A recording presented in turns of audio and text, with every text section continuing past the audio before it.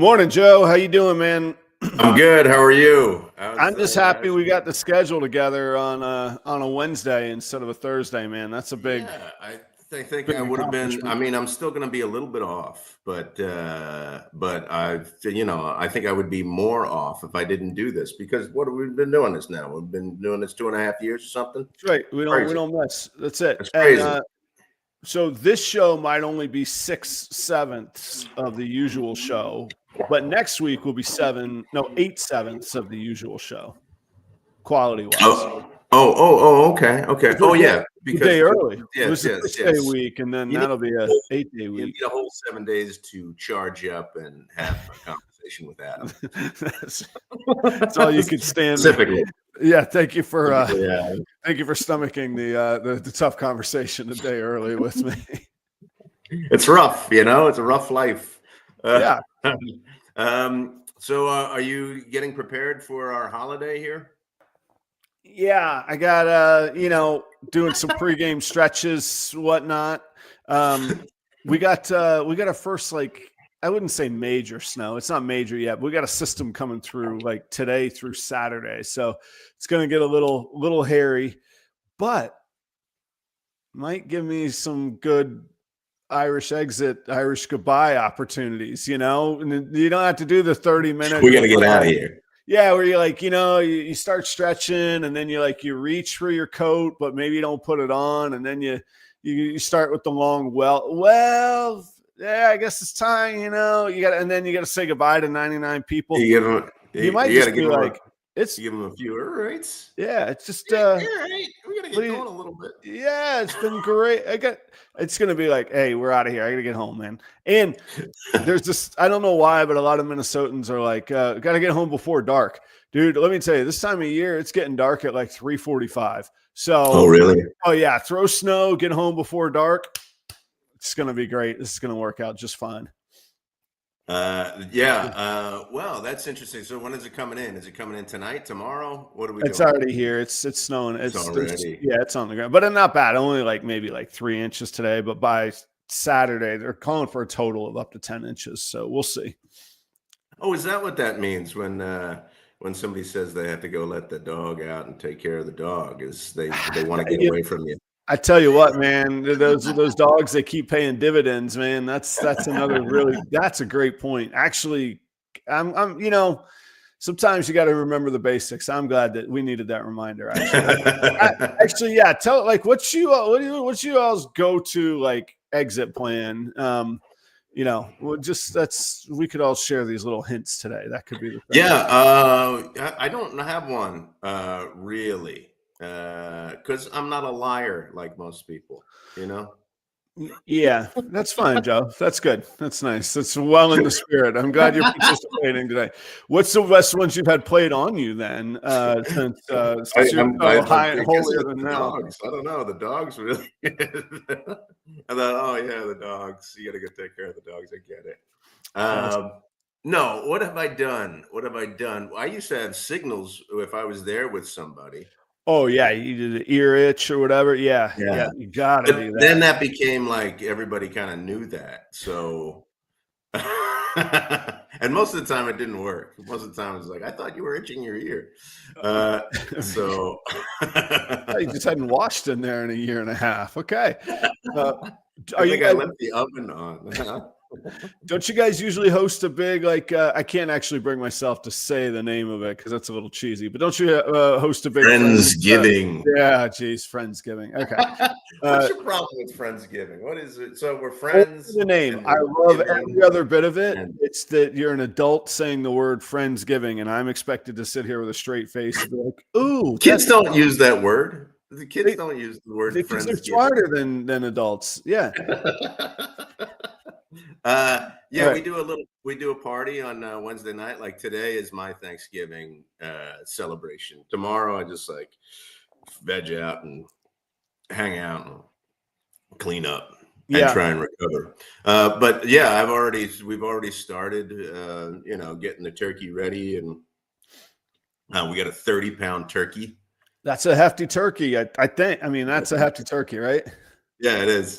It's a big one. And then I think we got about 50 coming tonight. Oh, So cool. we'll have a big spread, and it'll be from 6:30 to whenevs, and we'll have a great time. It's fun. I've actually already started. I get a little extra in my coffee this morning. Oh, good for you. All right, already clocked out for the holiday, huh? Yep. That's what I'm talking about. Are the kids old enough now where you could like hire them out to drive your guests? There's a family here in town that does that when they throw parties, and they hire their kids are in college in town, so they hire their kids and all their friends, and they just drive around the parents. That's smart. Or the guests. So yeah, anytime that there's a party invite to this house, it's, hey, we'll send the kids and we'll pick you up kind of deal.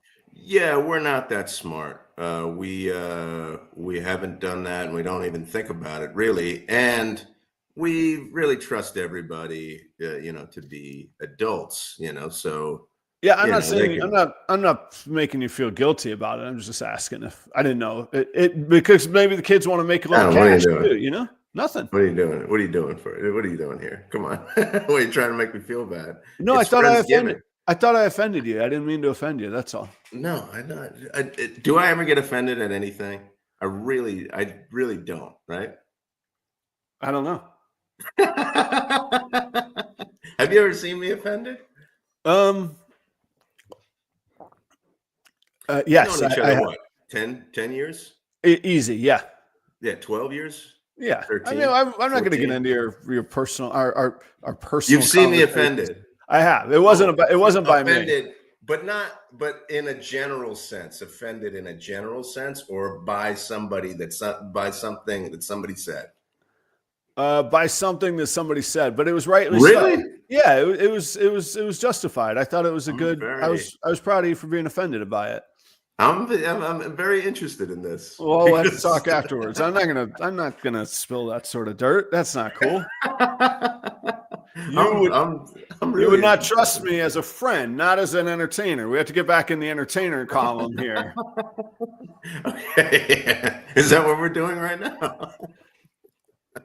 I promise. I'm trying to keep your business to your business. You know what I'm saying? You got to do that sometimes. Okay. Yeah, I appreciate that. That's all I'm saying. Oh, yeah. So Friendsgiving is this evening. We've got the turkey going. We've got the stuffing going. Now, do you make a turkey or no?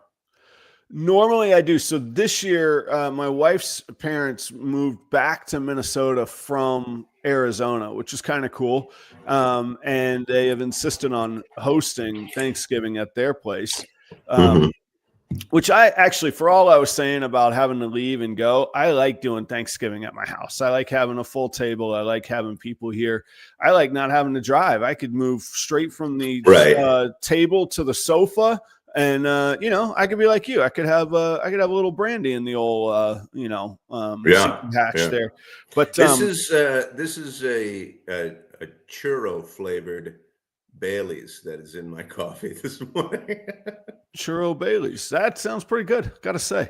It gives it a cinnamony taste. Cinnamony taste. Okay, yeah, go. So, but yeah, I do like doing a turkey. I like to brine. You got to brine it. You got to do a 24-hour brine, and then you're home free. Then it's going to be juicy, delicious. It's going to be excellent if you do that. Again, I didn't do that. You're trying to make me feel bad now. I mean, come on. Why are you like this, Adam? Pretty sure I do it every year. Now, I know that you say I don't take any shortcuts, but hey, look, if you're going to suffer, let's be honest, if you're going to suffer through 30 pounds of turkey, you may as well try to figure out how to make it taste. I think it comes out pretty good. Does it? Actually, every year, yeah. And all I do is just olive oil and rosemary and and I let it sit out for a long time, a couple of days before. I know what you're doing here. You're trying to get me riled up. Yeah. You just past 4 hours. You just splatter salmonella all over the place. Have a little salmonella party, huh? Yeah. It's funny how easily you are offended. Not offended. I just don't want to die of salmonella. No, you can tell I'm in a very happy mood because it is something that we love to do too. And every year it's something different. And I think that's really, really fun. Every year there's new people that come here.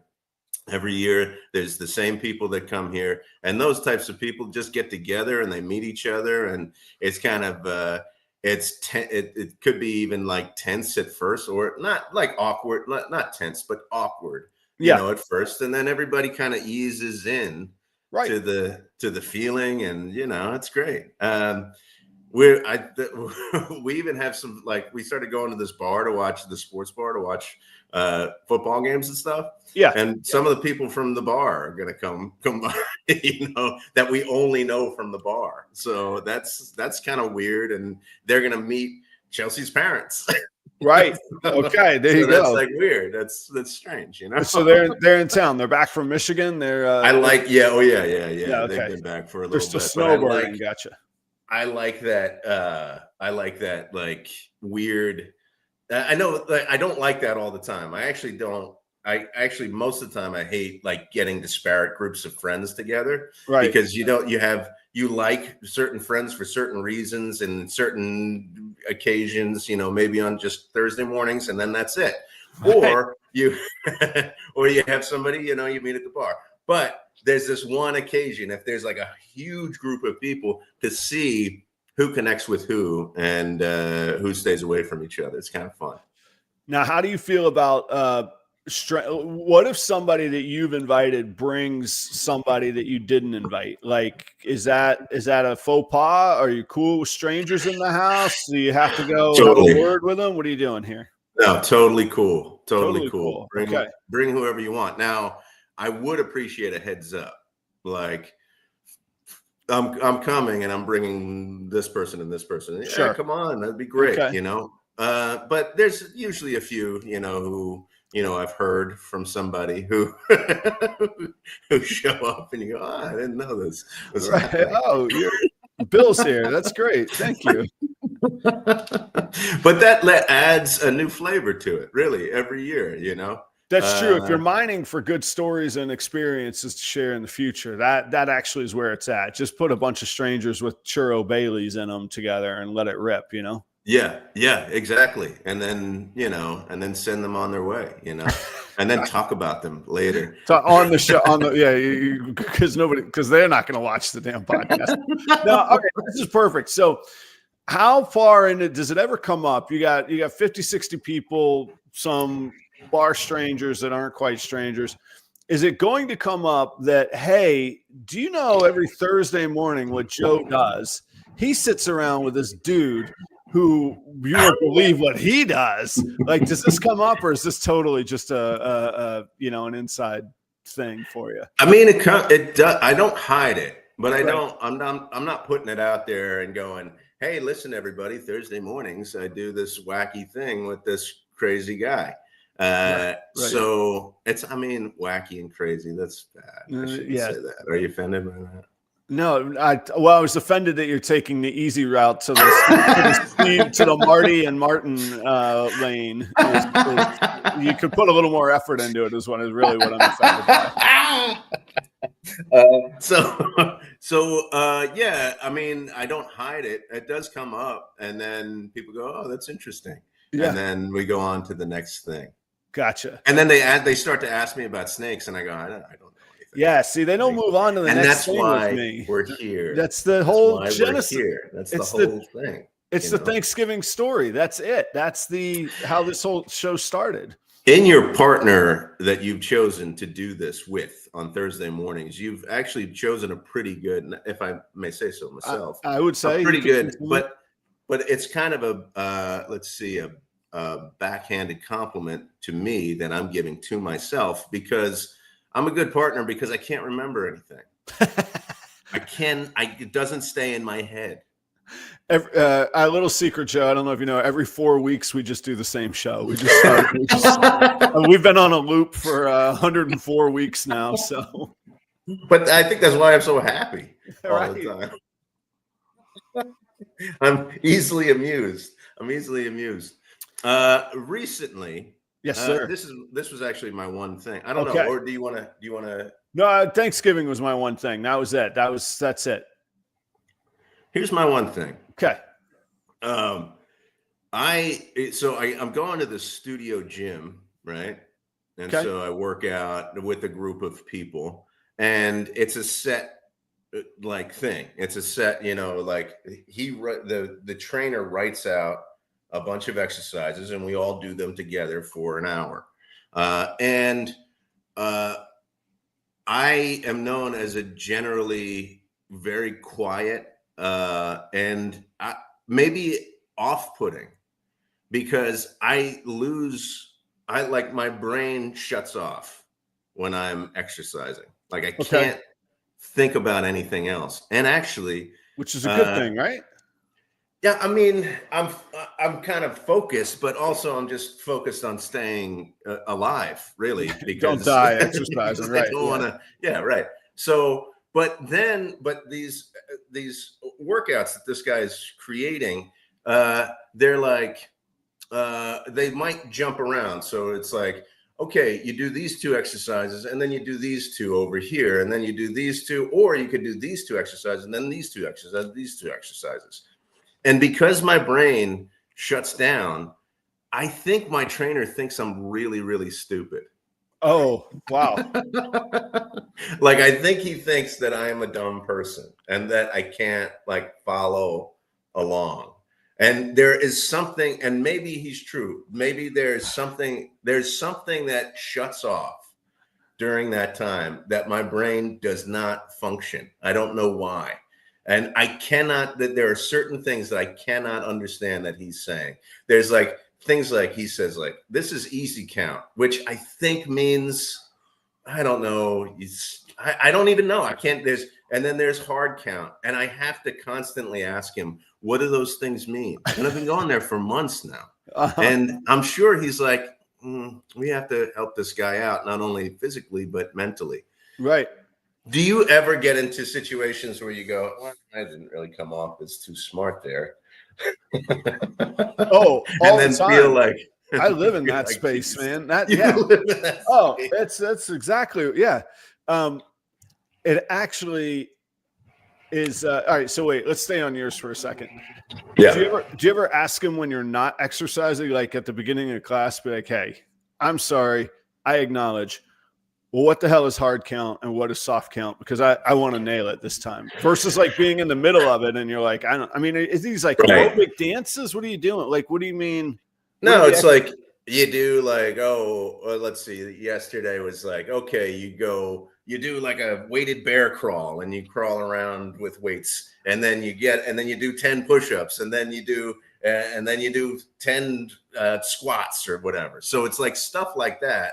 But sometimes it's like you do one arm, and then you have to do the other arm. And sometimes it's easy. I think easy count means if I'm doing 12, I do 6 on here and then 6 on here. Okay. And then I think hard count means it's the same.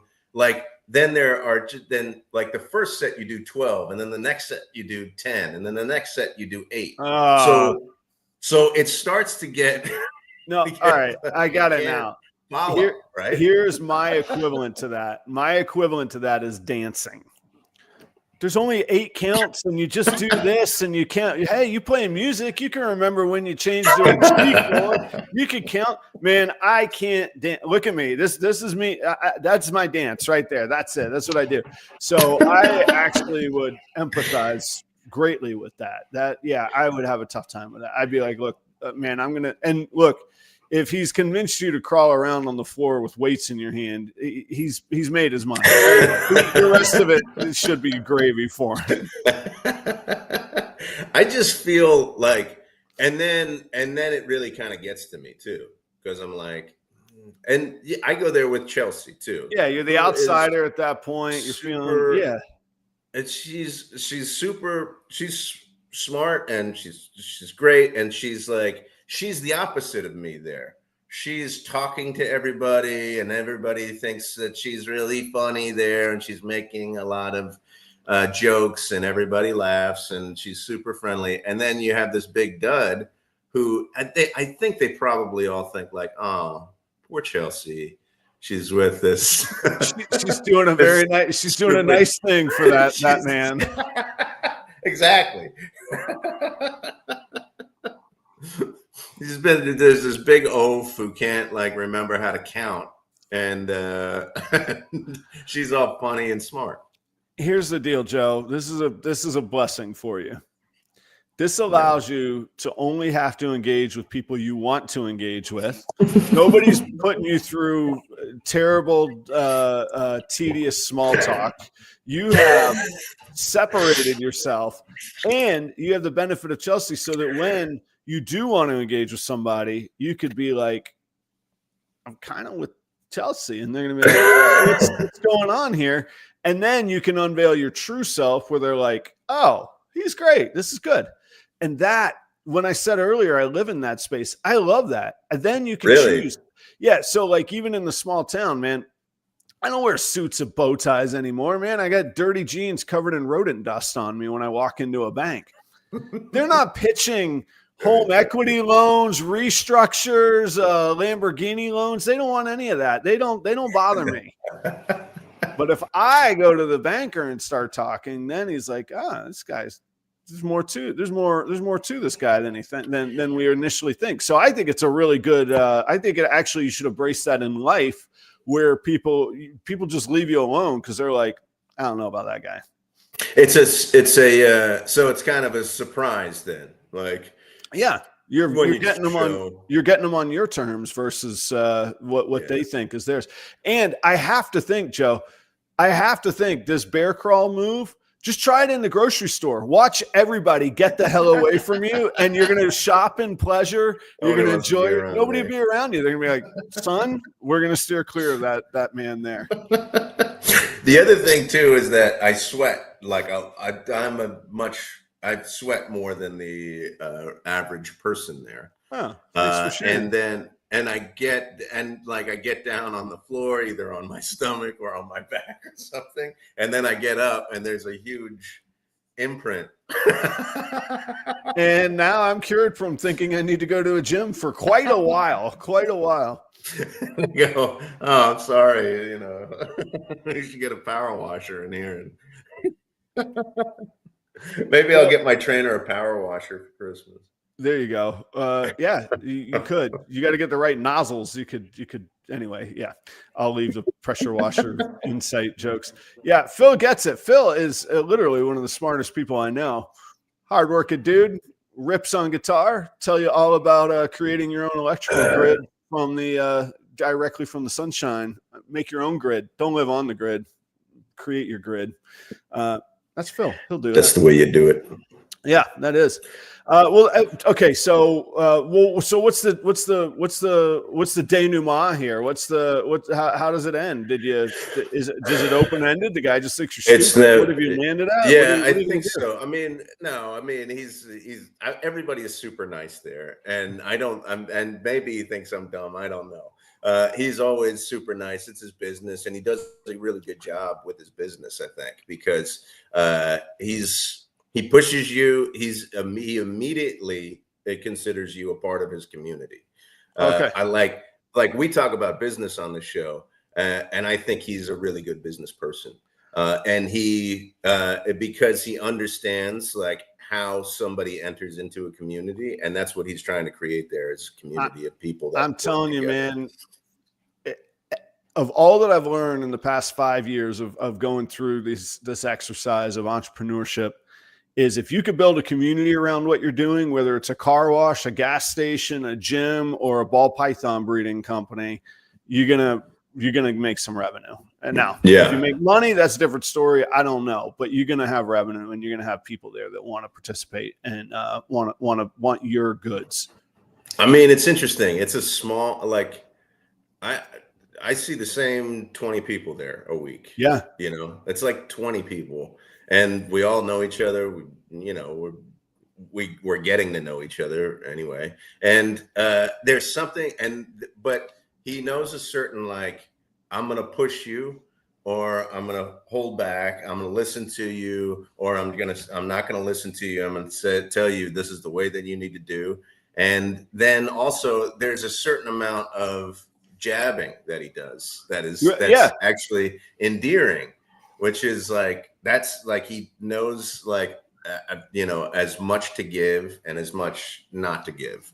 Mhm. So like when he starts like making fun of you or making a joke, like that, like you kind of go, oh yeah, I'm like a part of this. You're in it now. Yeah. And everybody's joking and stuff. But if you think about it, like that's what a great trivia night is. Sure, everybody wants to win the game, but you really want to hang out in a cool place with an entertaining host. You don't want to play trivia on a computer. You could have ChatGPT ask you questions all night. No. You want to go be part of the community. A great pub. Like the pub was social media before social media. You might not know anybody in there, but if it's a good pub and it has a good identity, when you walk in, you're going to enjoy the place. It's the old Cheers line, right? Right. Yeah. All of those things. I mean, it's this universal truth is what I think, man. And so that's interesting. You said that he nails it on community. All right. I have one last question about, oh, sorry. You could have more than one last thought. Go ahead. Yeah. Go on. So he also knows like he knows specific stuff to talk about with specific people. Like he knows that Chelsea and I do like do it yourself type of things. And he's like, hey, check out what I did at my house, like, and he just built this grill thing at his house. So, and then like, he knows like, oh, this person's a Commanders fan or something like that. So he'll say like, all right, what about those Commanders? Oh, it's too bad Jaden Daniels went down or whatever. Like he's kind of in tune with like individuals as well. And that makes you feel like, because he's the head of the community, no matter what, he's the guy, he sets the tone. So getting to know the differences in the individuals who are there is also really important. I think he just does a great job. Those are like, that's like a micro, like masterclass. Like if you could do that with your customers, we used to challenge each other at the restaurant, and especially in a member club setting. We have a meeting before the shift every night called lineup. Hey, so-and-so's coming at 6:30. That's going to be your table. You're going to get this person here. And then we go around the room. All right, who knows what about this reservation? And like to the point of like Googling names, like, okay, this guy, he's a part owner in the Charlotte Hornets. Okay, well, maybe we actually don't want to bring that up because that's a creepy thing to Google. But like you could or maybe it comes up casually. Maybe you hint towards it or whatever. Exactly. Yeah. So, but no, we would do that, and it was just to connect, and all you need is like one thing, because like you say, you got 20 people in the room. Right. You guys not going to get in a deep conversation. You're going to go, oh, that's amazing. He's going to, well, thanks for being here. Good luck on your bear crawl. And he's off. He's to the next guy, and you're feeling special. I'm feeling special. Yes, exactly. That's right. That's right. Okay, here's my one question. We used to like do this stupid thing where we would like challenge each other to sneak in a secret word at the table. Like, hey, dude, you need to say aardvark at the table. Like, just dumb things to try and just get us through the day. Do you think this guy is ever like, man, I'm going to get these guys to do the cockroach on his back or whatever? Like, does he do stupid stuff that you're just like, what are you doing to us here? Like silly moves? I don't. So I think I've been to enough of these types of gyms, that most of the I don't think he does that type of thing. Okay. No, but I there was one time like somebody took a phone call and was continuing to do the warm up outside. So they were just like looking inside to see. So then he started to like make up stuff like, okay, start doing burpees now. And right. He got everybody to do burpees, and they're outside doing burpees on the sidewalk messing around. He has a lot of fun. That's another part of it, is that he creates like a really fun atmosphere. Yeah, I would have to be for a gym. Like I'm not cut out for a gym. I'll work hard. I'll work my butt off. I can't.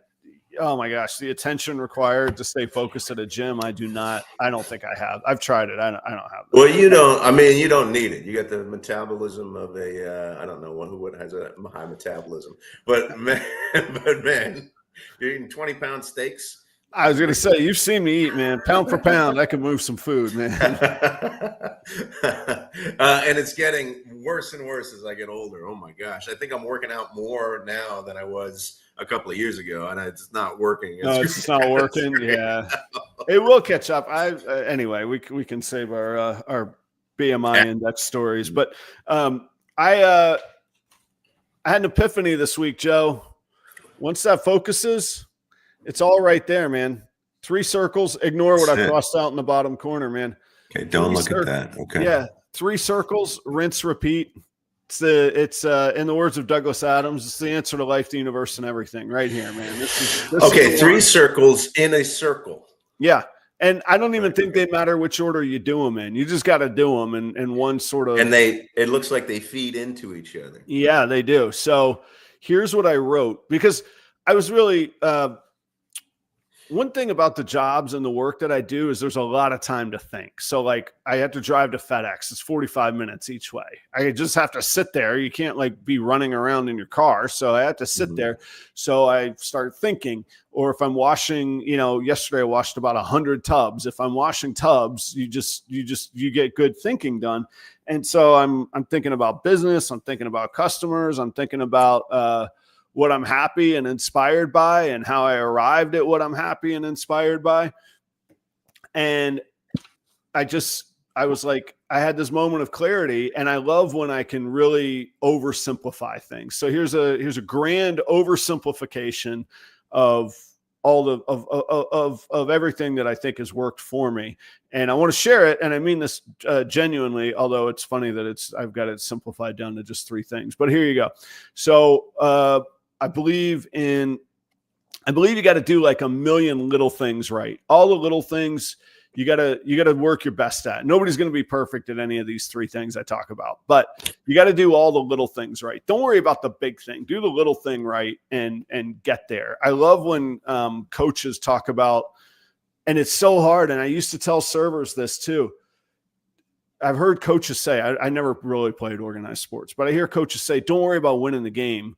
Worry about winning the next play or winning the next quarter. Or if you're a offensive tackle, worry about getting the 2 inches to the right before your opponent gets to the 2 inches to the left, because then you're going to be able to push them to the outside. Just get those 2 inches kind of thing. So do the million little things right. That's what I would tell servers. Don't worry about your big tip. Worry about greeting the people on time. Worry about saving your steps and working efficiently so that you can give the best service to the best people. Worry about learning your menu so that if somebody asks you what the most expensive item on the menu is, how it's created, that you're an expert at it and they have faith in you. Then all the other stuff will take care of itself. So do a million little things right. Then this was sort of an aha thing. I think this is the one where I kind of was like, all right, hang on. Delay social returns. Don't win all the negotiations. Don't win all the don't even put yourself in. Don't operate in a mindset of winning every time. Just do good stuff. And I'm not even talking like cosmic karma stuff. Just do good stuff, because it's going to build a social capital that will come back to you later.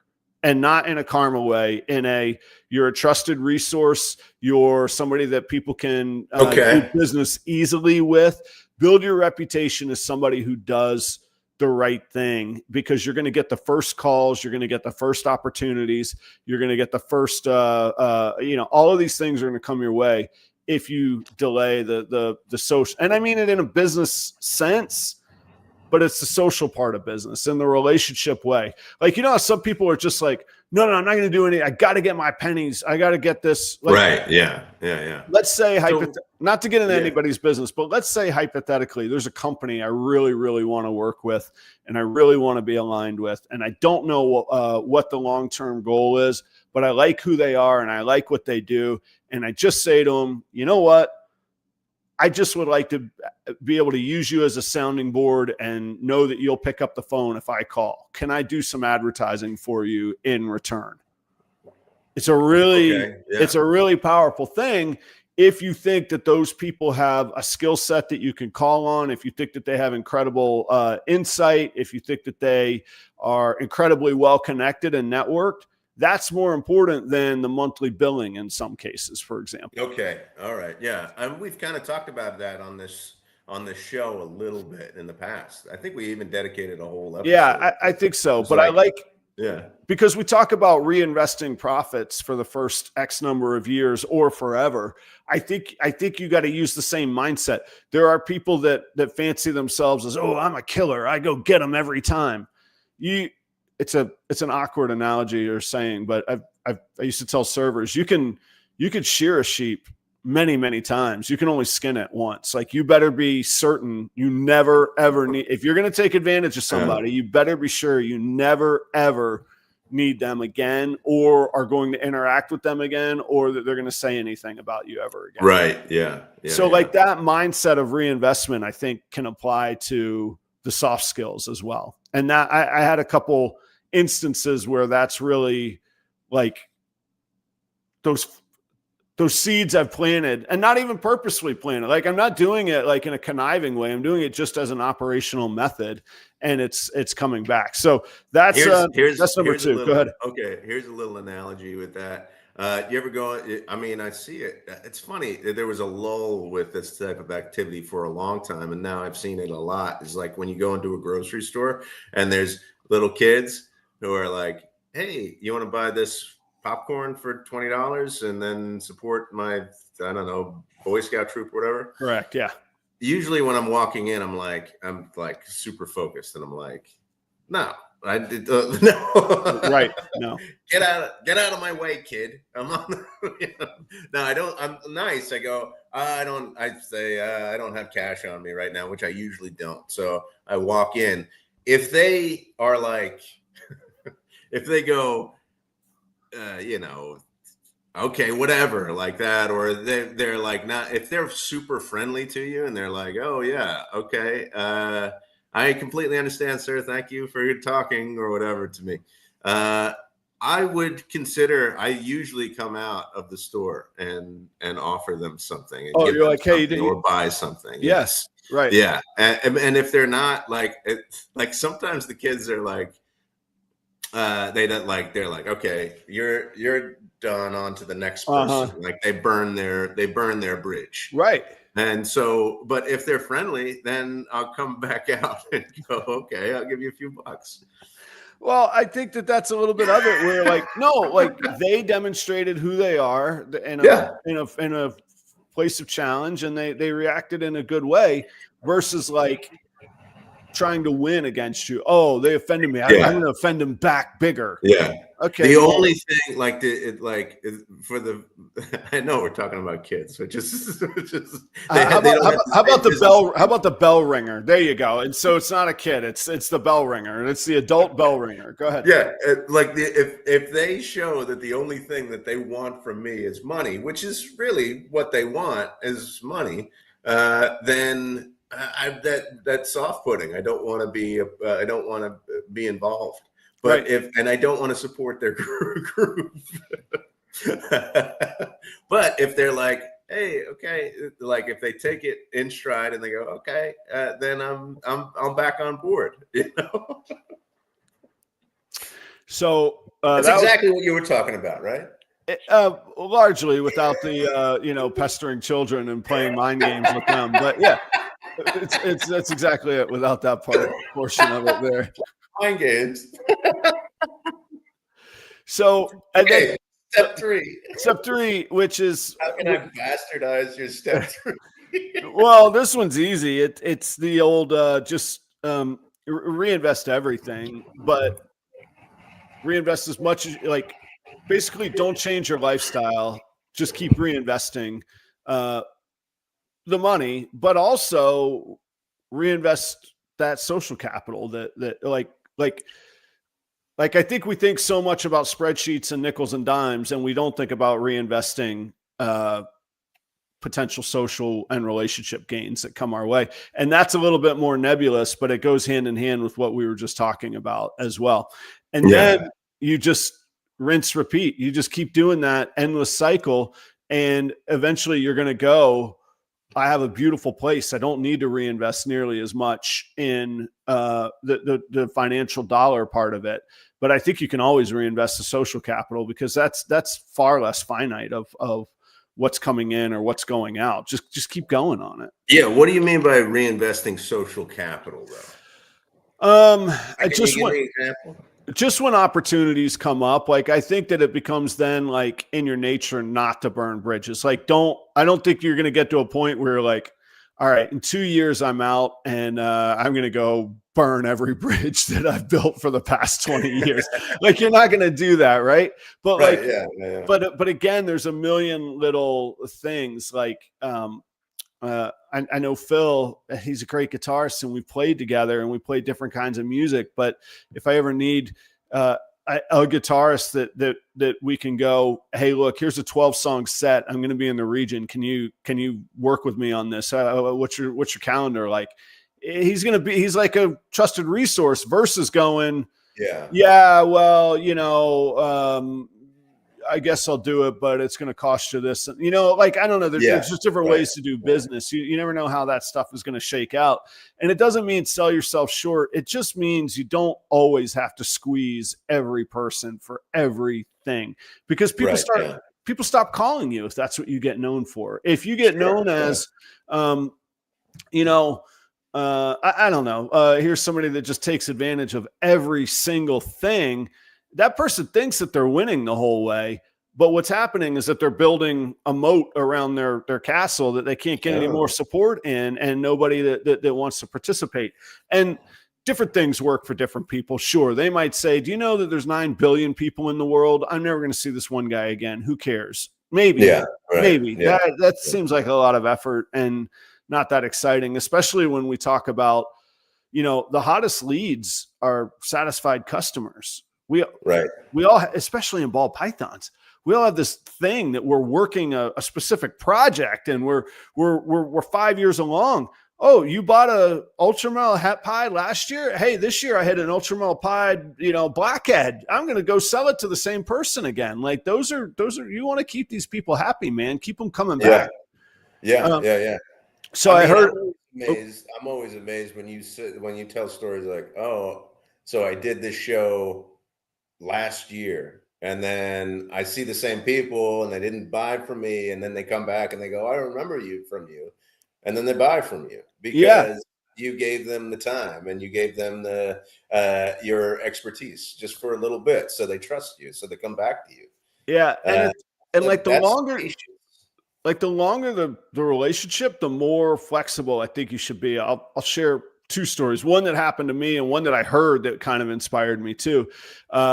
Although inspired is a weird word on that case. But so this week, and this is, I'll try and make it as quick as I can.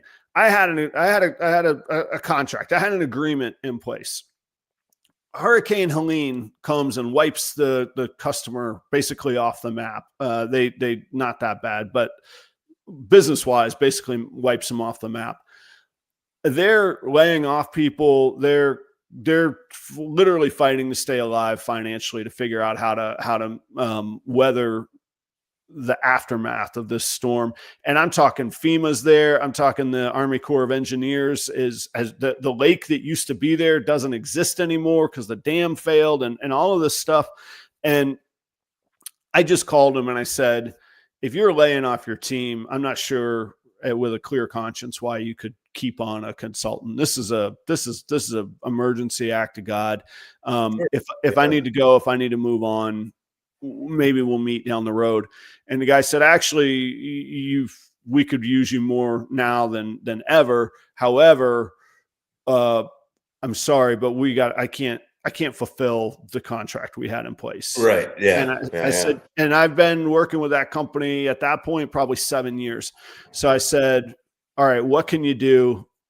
You've always done right by me. You name your price, you name your hours, which is, I would never say to somebody, you decide what you're going to pay me and how much you need me. That's not how you run a business. I said that. And that's how we worked for about 1.5 years. This year, I'm in my own budget planning time frame now. I spoke with the gentleman last week. I said, hey, before the storm, we were kind of at this place. You've publicly announced to your membership, we've made it. We're going to survive. We're going to go back to the way that we were and operating and reinvesting and spending and all that. I said, where does that leave me? And the guy said, what do you need? That's all he said. And I said, well, so here's a curious thing. at that original big chunk, it was so much of a commitment. I needed to hire somebody else to help me with the snakes and whatnot. I said, the sweet spot is actually at about 75%. I could do 75% of that original agreement and not have to hire anybody. I won't have to change my life around.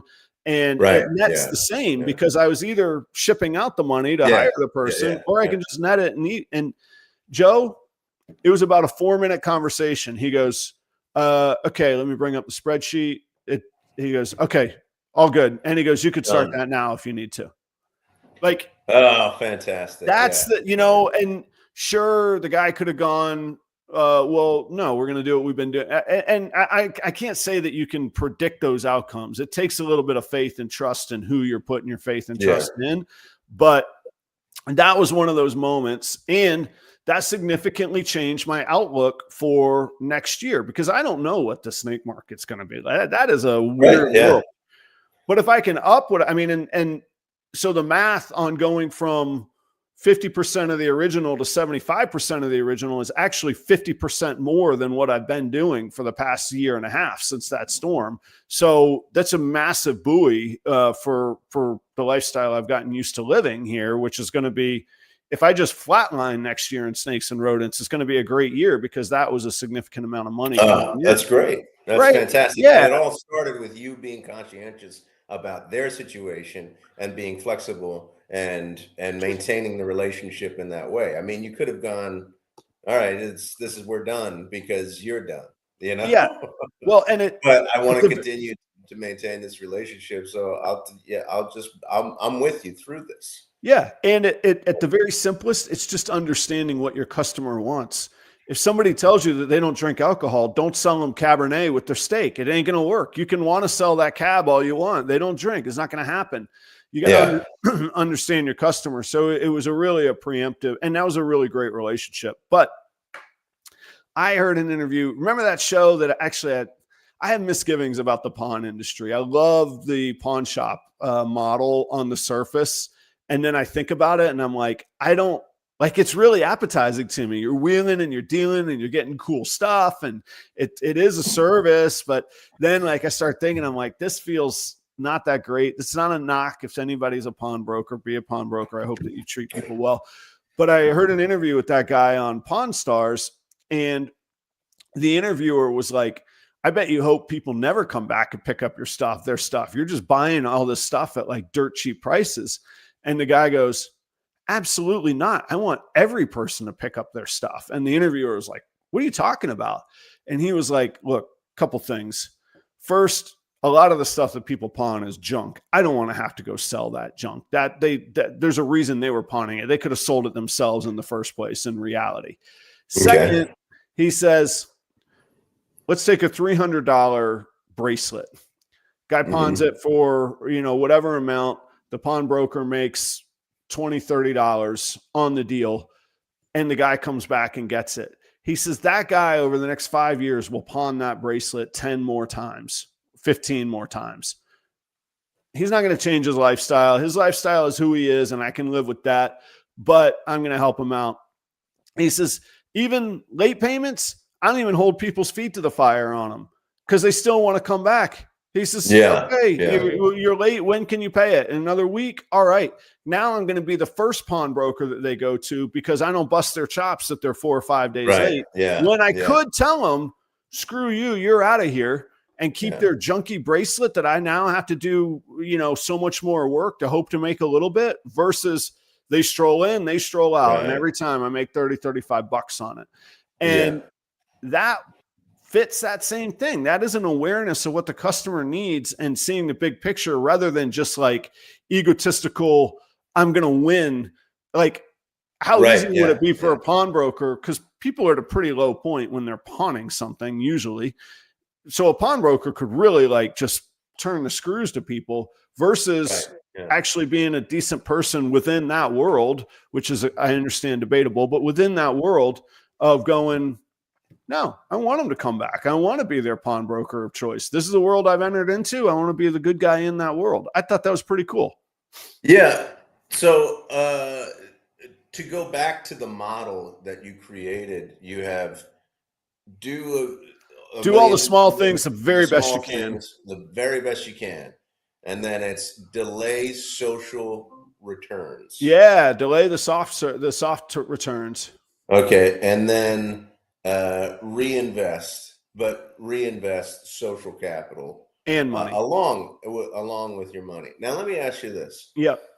Do you in your budgeting, do you set aside a reinvestment fund that you may not know where it's going? Yeah, I do. You do. Just for unforeseen opportunities. There's going to be something. So right, yeah. This year actually is going to be a big part of that. So let's take a tale of two businesses.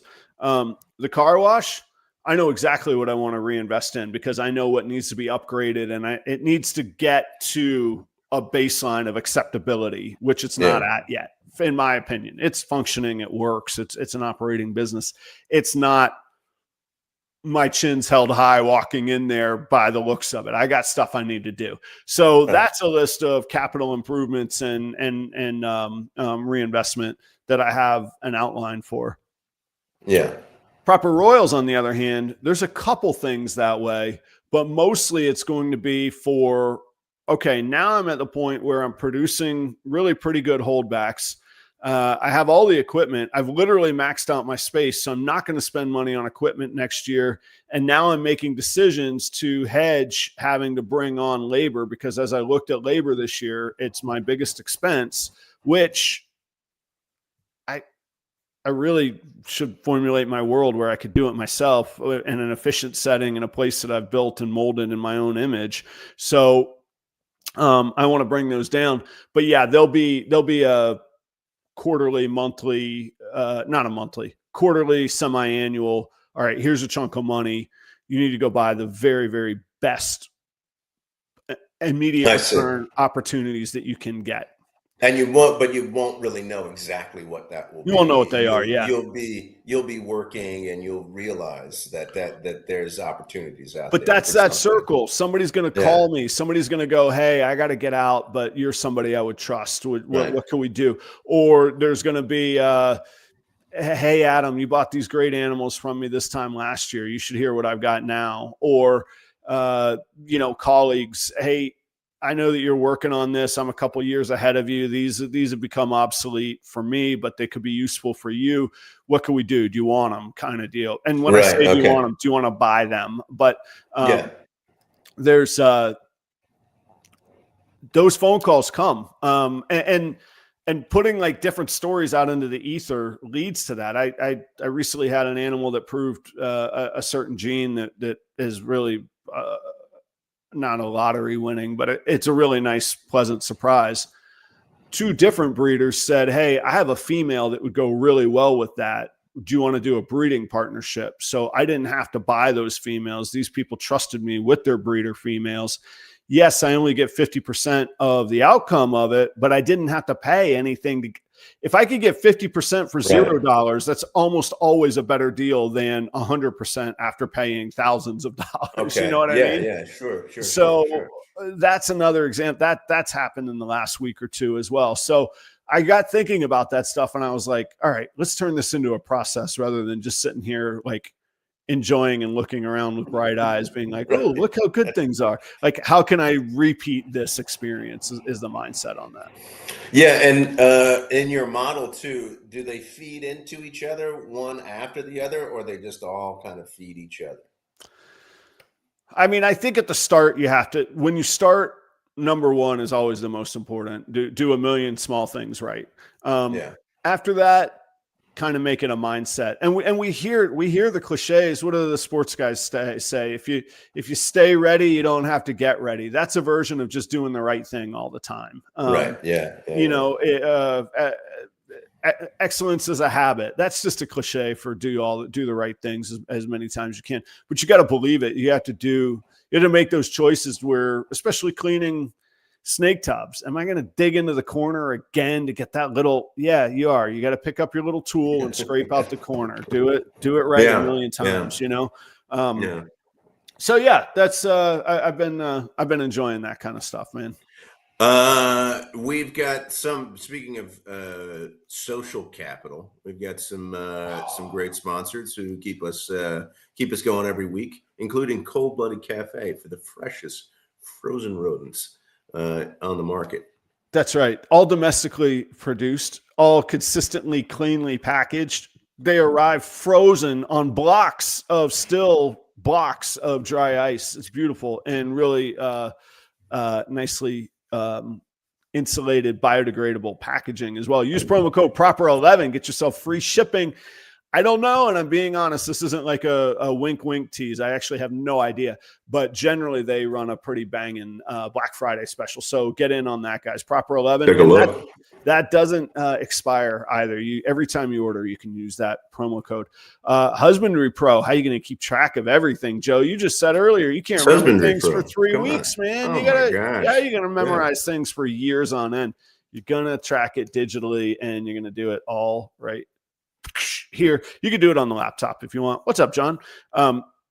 So check out Husbandry Pro. You could use it for free, 60-day trial, P Royals 60. You don't have to put in a credit card, anything. Download the app, put that little code in. Boom, you're working Husbandry Pro right away. Last but not least, talk about people that I'm thankful for is Heart of the Python. That is Bill and Kate Peaver. They're out in Massachusetts. Family operation, great people, and they're working some pretty cool high-end Ultramel, sunset type projects, big clown projects, that kind of thing. But they also have what they call their heart line, which I think is a brilliant idea, where they're breeding for temperament and pet owners to attract new faces and get successful new owners and hobbyists on board, which is really the base of the foundation of all that we do in this hobby to an industry. And I think it's a really good stated purpose point, and they're doing a great job with it. So go check out Bill and Kate Peaver. These are all industry people supporting our industry. I don't know if you noticed, ad free, Joe, we were uninterrupted yet again. Palm Street. From Palm Street. Go check them out. Live selling platform. You can download the app, apply to start selling reptiles, start building your business right away. What's your secret? Do you ever have like a conniving secret hope? Like you're hoping for a meltdown? Do you ever you think there'll be a scuffle tonight that you could break up and have a little story? Like what's your little, you got good Joe over here. What's evil Joe hoping for tonight? What's evil Joe looking out for tonight? Yeah, a reserved person getting a little sloppy. Maybe a romantic, unexpected coupling. Somebody breaks in the shed, if you know what I'm saying. No. Okay. No. I know what you're saying, but yeah. Okay. I don't want that. Okay. All right. Not that much. So they leave and they leave and yeah. Yeah. Okay. Maybe they stay in touch. Okay. Good. Yeah. All right. Fair enough. Okay. So. So the first one was more of what you were asking for, right? Careful, don't want the churro Baileys to come out your nose here this morning. So, all right, of A, B, and C, would you like somebody to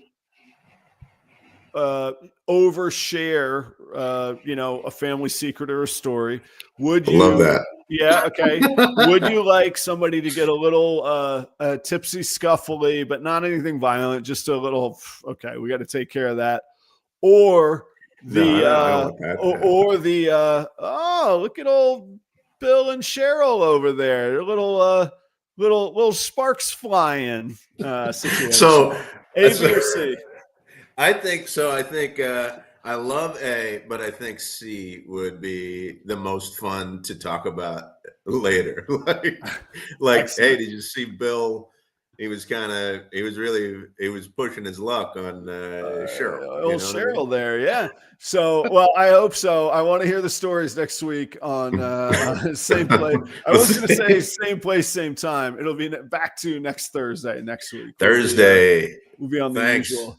Thank you, Adam. This has been a great part of my life the past 2.5 years. So I appreciate you very, very much. And I appreciate everybody tuning in and listening to us jabber. So thank you very much, everybody. Likewise, Joe, all joking aside, my very best to you, Chelsea, the family, her folks. They've dating back to high school days. They've been very good people to me and very patient with my antics over the years. So the best to the audience. Happy Thanksgiving, everybody. And hey, cause just a little mischief. Just think about A, B, and C. What are you going to do there? How are you going to needle somebody in the right direction? You got to enjoy yourselves. All right, guys. Everybody be safe, travel safe, all that good stuff. Happy Thanksgiving. See ya.